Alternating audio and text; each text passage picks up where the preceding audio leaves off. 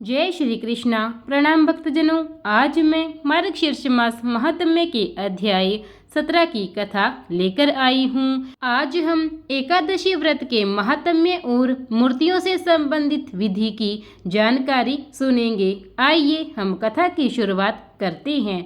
ब्रह्मा जी ने कहा, हे जीवों के सूजक, हे प्रभु, कृपा मुझे एकादशी का महात्म्य तथा मूर्तियों से संबंधित विधि पूरी तरह से बताइए।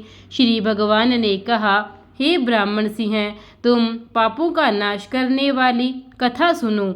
इसे सुनने से ब्रह्म हत्या आदि महान पाप नष्ट हो जाते हैं। कांपिल्य नगर में एक राजा था जिसका नाम वीरबाहु था। वह सत्यभाषी था, क्रोध पर विजय प्राप्त कर चुका था। उसने ब्रह्म ज्ञान प्राप्त कर लिया था और मेरी भक्ति करता था। वह अच्छे स्वभाव का था और दयालु भी था। वह बलवान और सुंदर पुरुष था।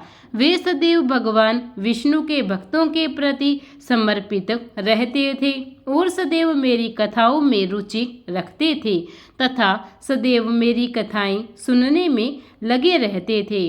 वह हमेशा जागरण का शौकीन था और वह दानवीर और विद्वान व्यक्ति था। उसमें धैर्य और वीरता थी। उसने अपनी इंद्रियों पर विजय प्राप्त कर ली थी और वह विजयी था और युद्ध लड़ने का भी शौकीन था। समृद्धि में वह कुबेर के बराबर था। वह पुत्रों, मवेशियों और धन से संपन्न तथा अपनी पत्नी के प्रति समर्पित था। उसकी पत्नी कांतिमती सुंदरता में पृथ्वी पर अद्वितीय थी। वह अत्यंत पवित्र और पतिव्रता महिला थी और मेरी बहुत बड़ी भक्त थी। बड़ी आंखों वाले युवा राजा ने उसके साथ पृथ्वी का आनंद लिया। हे पराक्रमी, मेरे अलावा उसने किसी अन्य देवता को नहीं पहचाना। हे पुत्र, एक दिन महर्षि भारद्वाज उस महापुरुष वीरबाहु के निवास पर आए। दूर से आए हुए महर्षि भारद्वाज को देखकर राजा ने स्वयं ही अर्घ्य देकर उनका स्वागत किया। उन्हें स्वयं आसन दिया। भक्तिपूर्वक उन्हें प्रणाम करके वे उन श्रेष्ठ महर्षि के सामने खड़े हो गए। राजा ने कहा, आज मेरा जीवन सफल हो गया है। आज मेरा सबसे सफल दिन है। आज मेरा राज्य सफल हो गया है। आज मेरा निवास सफल हो गया है। हे साधु ब्राह्मण, महान आत्मा जनार्दन मुझ पर प्रसन्न हो गए हैं, क्योंकि आप एक श्रेष्ठ योगी होकर आज मेरे धाम में आए हैं। आपके दर्शन पाकर मैं करोड़ों पापों से मुक्त हो गया हूँ। मेरा राज्य, समृद्धि, वैभव, हाथी और घोड़े सब आपको समर्पित हो गए हैं। हे श्रेष्ठ ऋषिवर, आप वैष्णव हैं। ऐसी कोई वस्तु नहीं है जो मैं आपको न दे सकूं। वैष्णव को दी गई एक वराटिका, कौड़ी, छोटा शंख, सबसे छोटा सिक्का भी मेरू के समान बड़ा हो जाता है। ब्राह्मणों ने मुझसे कहा है, यदि कोई श्रेष्ठ ब्राह्मण या वैष्णव किसी दिन किसी के घर नहीं आता तो वह दिन उसके लिए व्यर्थ है। गार्ग्य, गौतम और सुमंतु ने मुझसे कहा है कि वैष्णव चाहे वे कोई भी हो, भगवान विष्णु के भक्त सभी जाति से ब्राह्मण हैं। जो मनुष्य ऋषिकेश के भक्त नहीं हैं वे पिशाच है। जो लोग हरि की एकादशी के दिन भोजन करते हैं वे महान पापों से दूषित होते हैं। हरि के एक दिन अर्थात हरि का एक दिन एकादशी का व्रत करने से वह फल प्राप्त होता है जिसे बुद्धिमान पुरुष हजारों शिव व्रतों तथा करोड़ों सौर व्रतों या ब्रह्मा के व्रतों के फल के रूप में कहते हैं। हे ब्राह्मण, जब तक मुझे प्रिय द्वादशी नहीं आती तब तक ब्रह्मा और शंकर की तिथियां घमंड से भरी रहती है।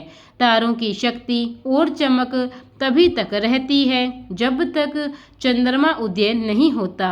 हे श्रेष्ठ ब्राह्मण, यही बात अन्य तिथियों के बारे में भी कही गई है जब तक द्वादशी नहीं आती।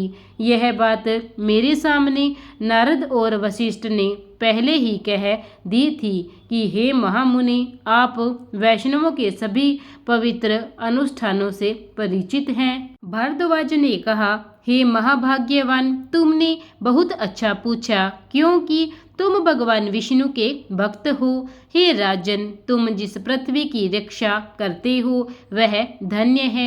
तुम्हारे द्वारा शासित प्रजा भी अच्छी धन्य है।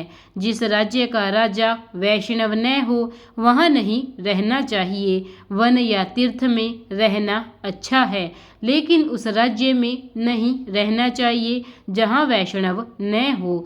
जिस राज्य का राजा भागवत हो उस राज्य को वैकुंठ समझना चाहिए। वह राज्य पापों से रहित है। वैष्णवों से रहित राज्य वैसा ही है जैसे नेत्रों से रहित शरीर या पति से रहित स्त्रियां या द्वादशी और दशमी का अंतराल। हे राजन, वैष्णवों से रहित राज्य उस पुत्र के समान है जो अपने माता पिता का भरण पोषण और सुरक्षा नहीं करता, अथवा द्वादशी और दशमी को एक साथ रहने वाला पुत्र भी ऐसा ही है। वैष्णवों से रहित राज्य उस राजा के समान है जो दान नहीं देता, अथवा उस ब्राह्मण के समान है जो रस और पेय पदार्थ बेचता है, अथवा द्वादशी और दशमी एक साथ होने पर ऐसा राज्य होता है। वैष्णवों से रहित राज्य दंतहीन हाथी या पखंडहीन पक्षी अथवा द्वादशी और दशमी के समान है। इसी प्रकार मार्गशीर्ष मास महात्म्य के अध्याय 17वें का यही समापन होता है। इसके आगे की कथा हम अध्याय 18 में सुनेंगे। प्रेम से बोलिए जय श्री कृष्णा। भगवान विष्णु की जय। प्रिय भक्तजनों, अगर कथा अच्छी लगी हो तो कथा को लाइक और चैनल को सब्सक्राइब जरूर करें। धन्यवाद।